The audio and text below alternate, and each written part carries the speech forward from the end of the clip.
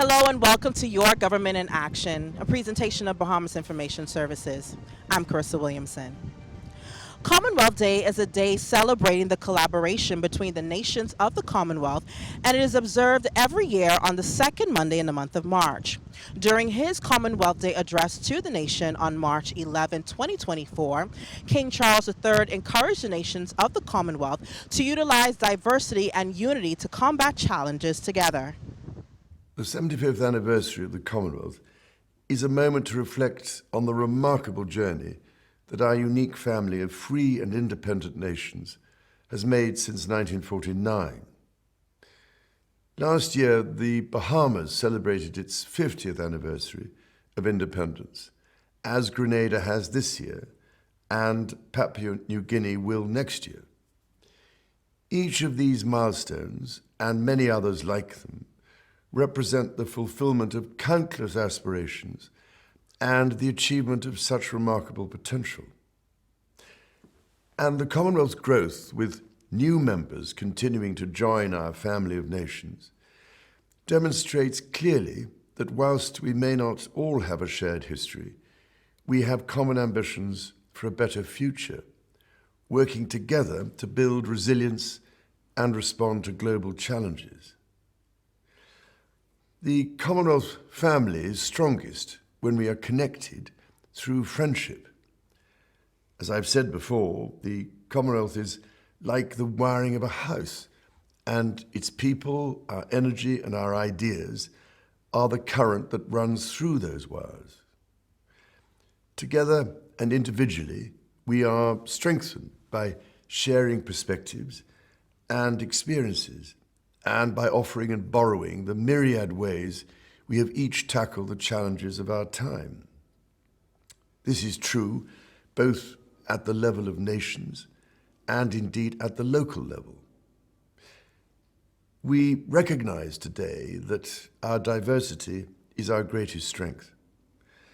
The Commonwealth represents a third of humanity from all regions of the world, with all the different experiences, knowledge, and aspirations that this brings.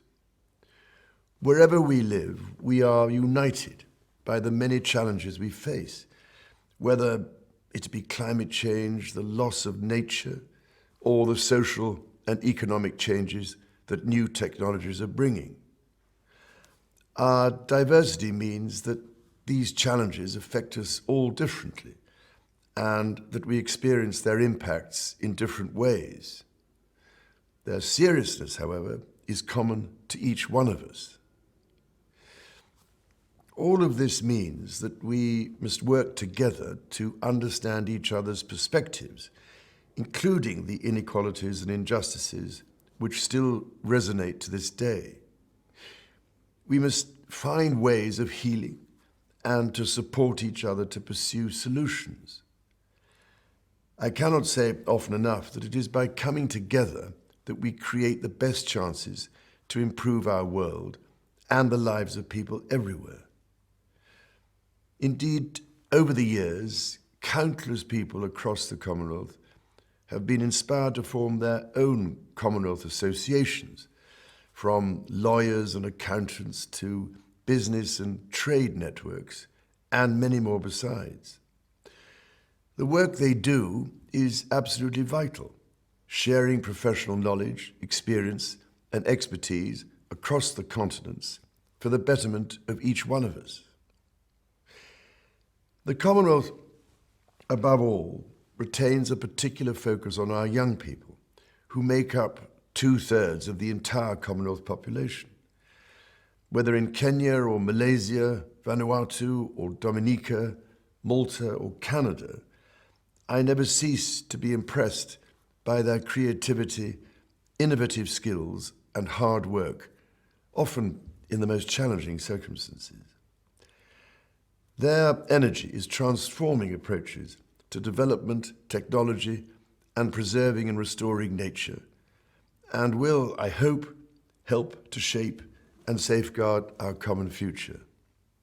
Having recently celebrated my own 75th birthday, it warms my heart to reflect on the way the Commonwealth has been a constant throughout my own life, a precious source of strength, inspiration, and pride.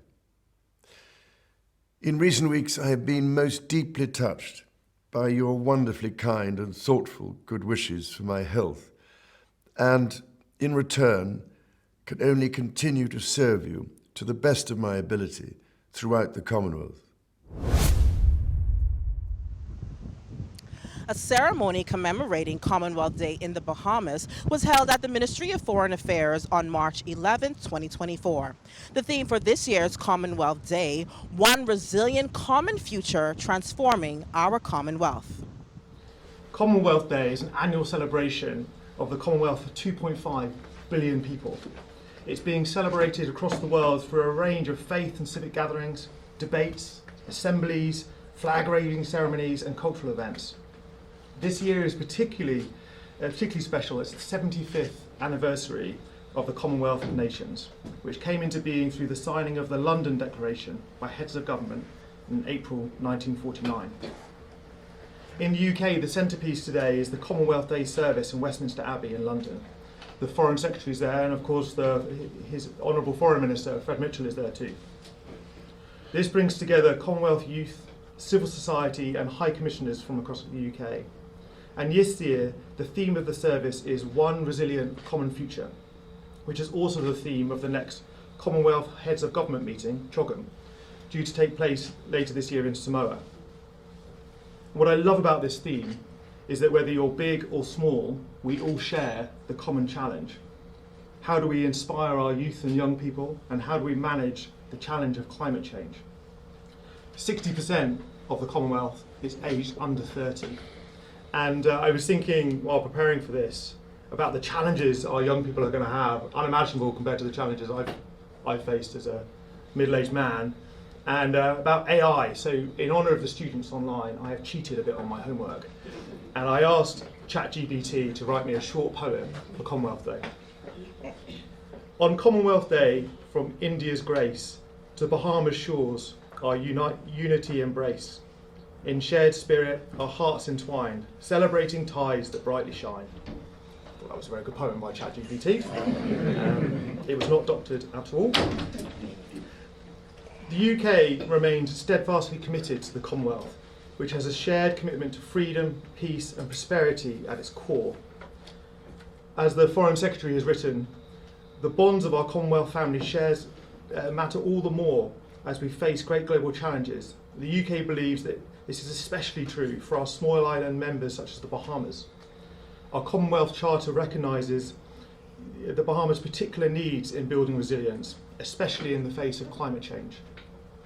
This global challenge impacts those directly relative more given geography.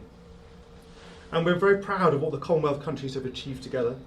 We want to see a Commonwealth which delivers even greater benefits for all member states, particularly on trade and investment, climate and environment and values.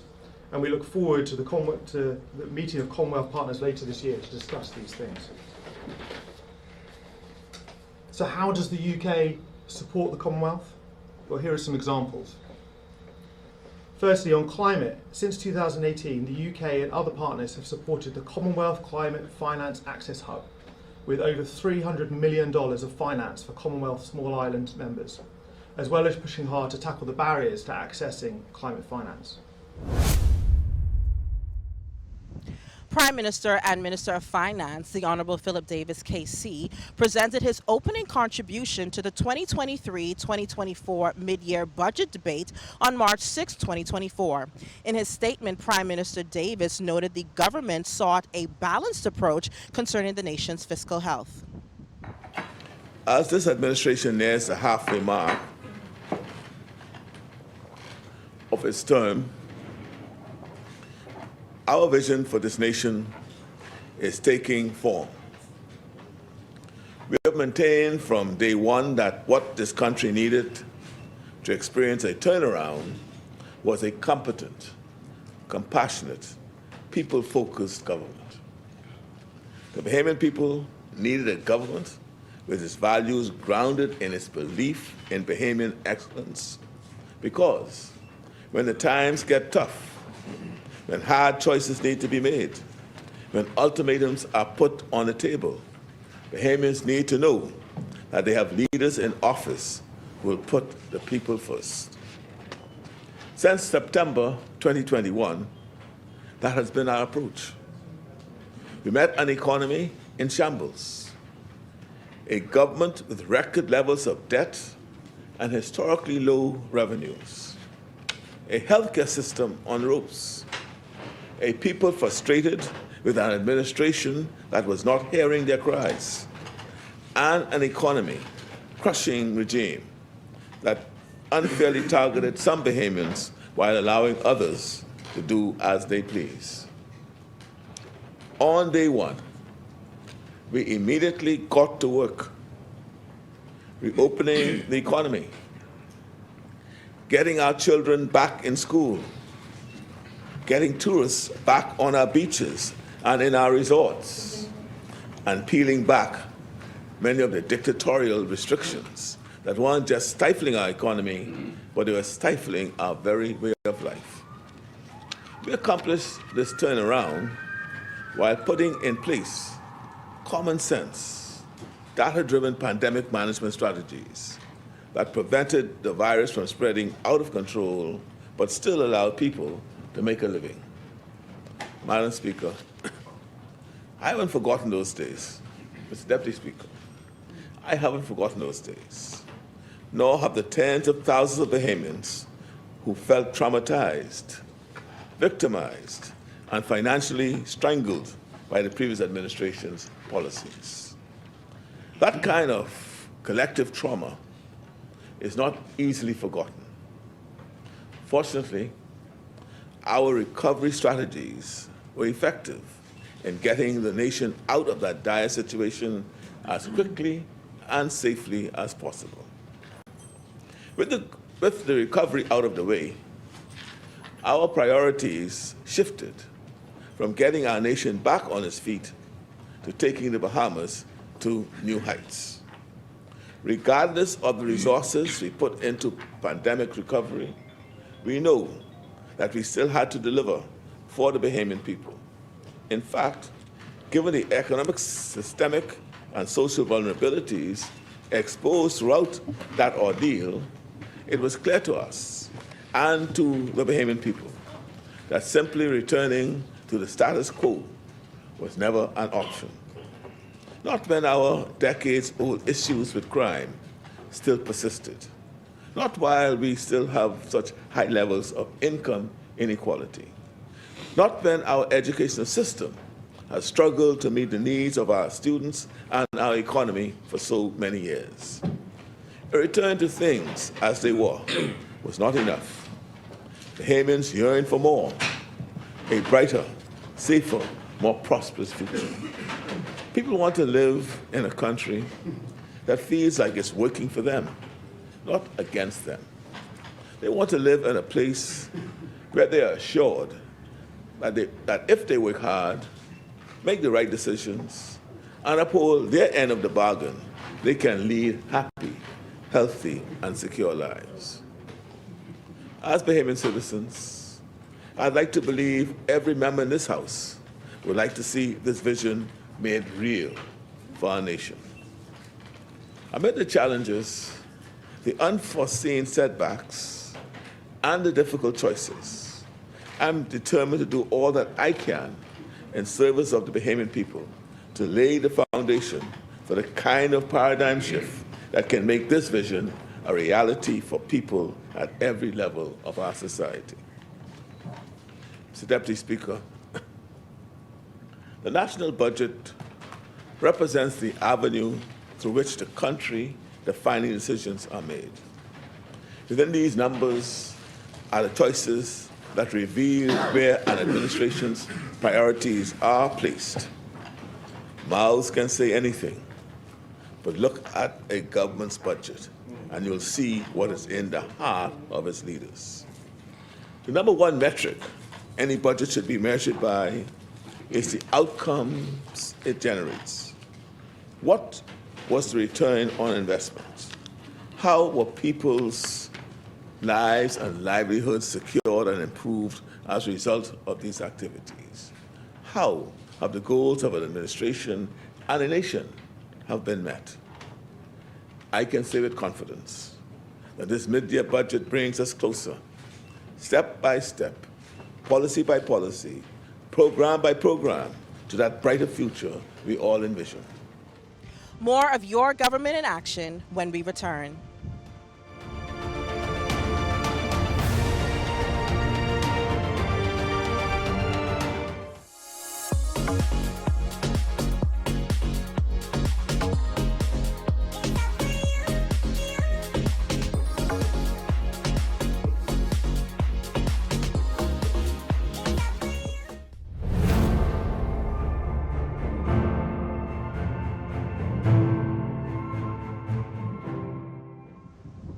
Welcome back.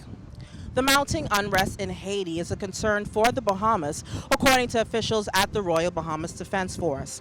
In a press conference held at the office of the Prime Minister on March 7, 2024, Commodore Dr. Raymond King provided details on the measures being taken to protect the nation's borders.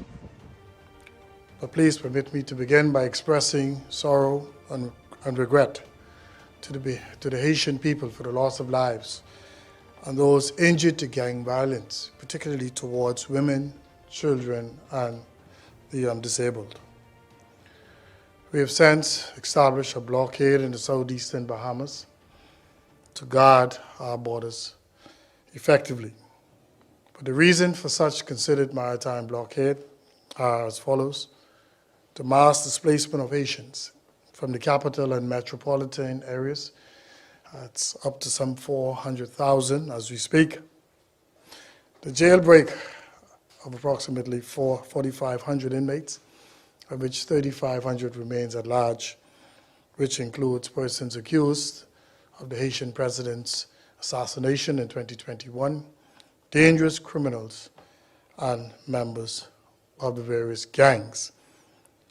These persons present a national security concern to us here in the Bahamas, as well as our neighboring countries.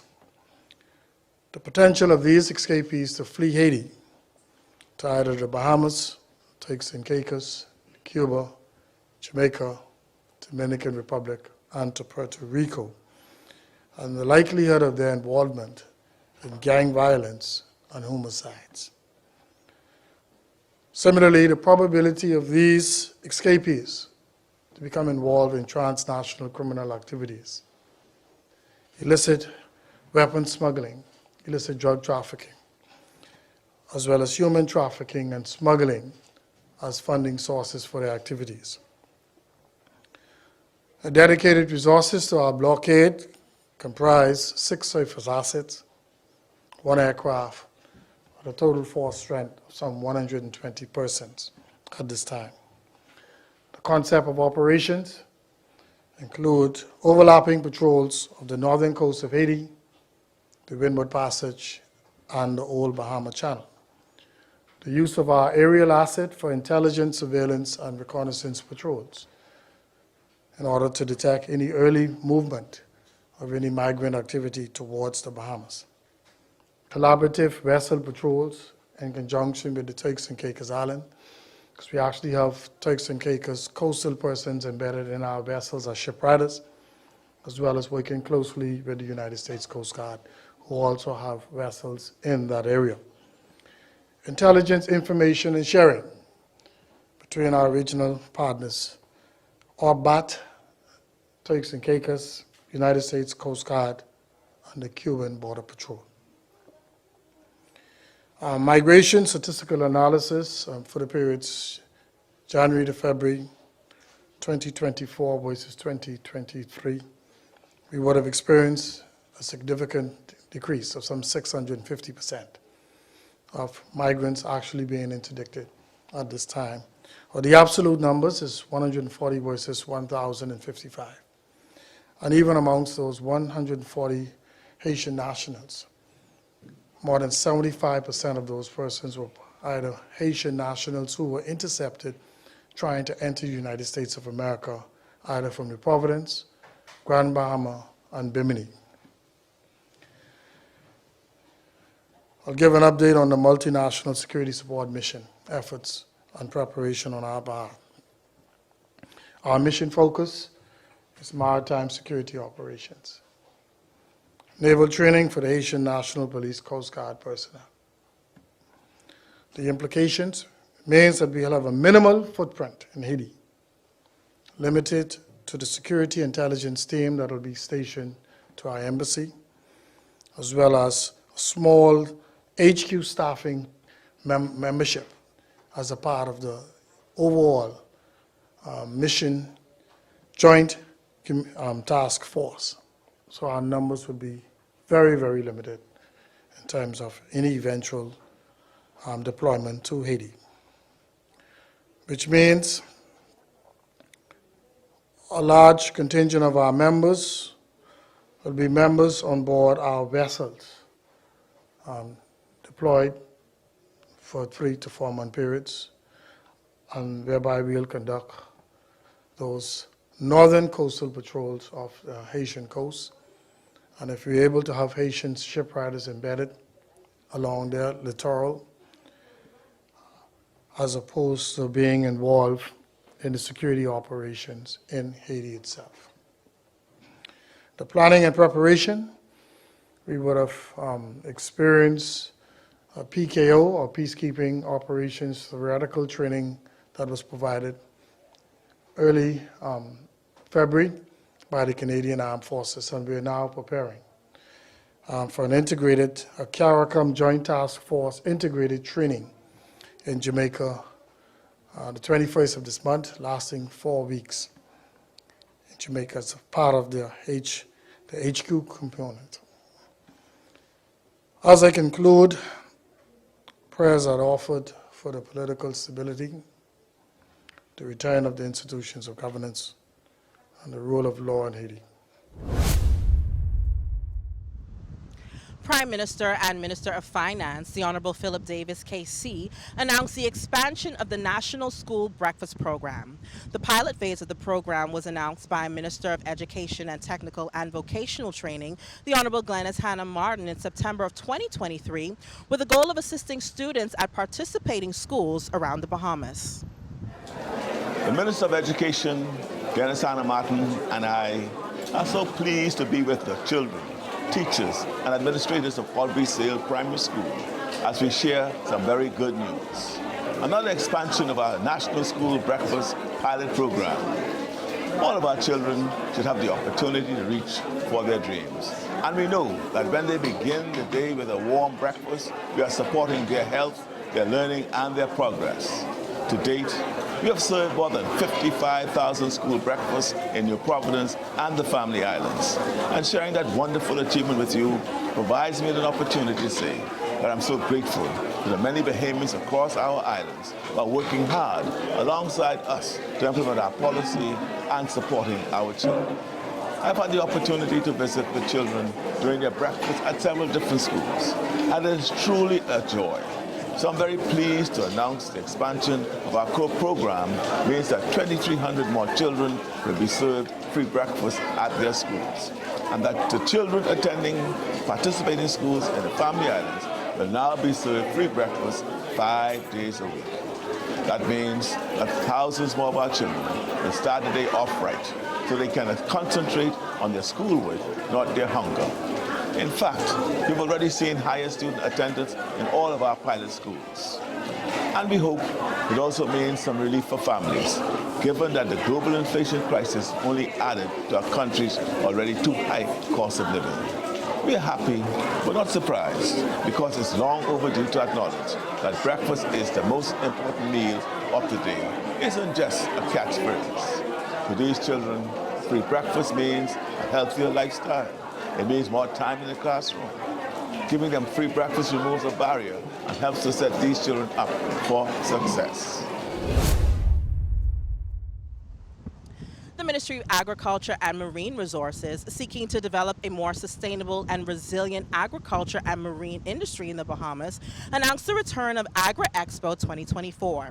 Minister of Agriculture and Marine Resources, the Honorable Jomo Campbell, in a press conference held on March 11, 2024, provided further details on what farming and fishing experts, entrepreneurs, and artisans can expect at Agri-Expo 2024. I'm thrilled to announce the launch of Agri-Expo 2024, the first in 5 years, under the theme, Agriculture is Bahamian Culture.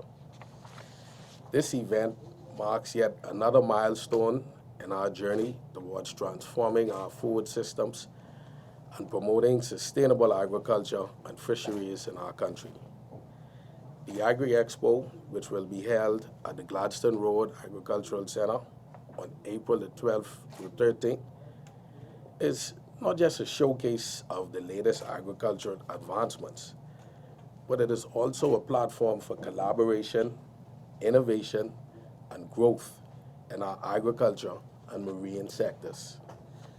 Through this expo, we aim to connect farmers with markets, promote value-added products, artisans, and foster agribusiness entrepreneurship in the Bahamas. At the expo, you can expect to see what Bahamians can achieve, such as latest practices, local produce from key family islands, ornamental plants, sustainable packaging, handicrafts, local body products, a culinary division with fierce competitions, I promise you that, such as the Battle of the Islands, where representatives from all over the Bahamas will face off to determine whose island recipes are the best. Animal husbandry demonstrations will also be taking place, and of course, educational and information workshops on soil management strategies and backyard farming. There will also be a kiddie corner featuring educational and fun events, spectacular music performances, and mouth-watering Bahamian dishes and drinks. I'm looking forward to some of that gully wash myself. There will be something for everyone to learn and explore. This is a chance for us all to come together as a community, to share experiences and collaborate on building a more resilient and thriving agri-food system in the Bahamas, to meet our regional goal of reducing our food import bill by 25% by the year 2025. We at the Ministry of Agriculture and Marine Resources are seeking to bring the best agriculture and fisheries product to the Agri Expo by bringing together stakeholders from across the sectors throughout our islands. We will make strides towards creating more prosperous and sustainable farmers, consumers, and the environment. This is the right platform for farmers, producers, distributors, retailers, and consumers to come together and discuss challenges, opportunities, and solutions for the future of food production in the Bahamas. It is also a place where patrons can expect to enjoy themselves whilst consuming all the wonderfully local food we produce. We are inviting all to come out and be a part of this farm-tastic event, and that's FARM, farm-tastic event. I am truly excited about the potential impact of this event, and I hope you will join us in shaping the future of agriculture and fisheries in the Bahamas. So, mark your calendars for April 12th and 13th and join us at the Gladstone Road Agriculture Center.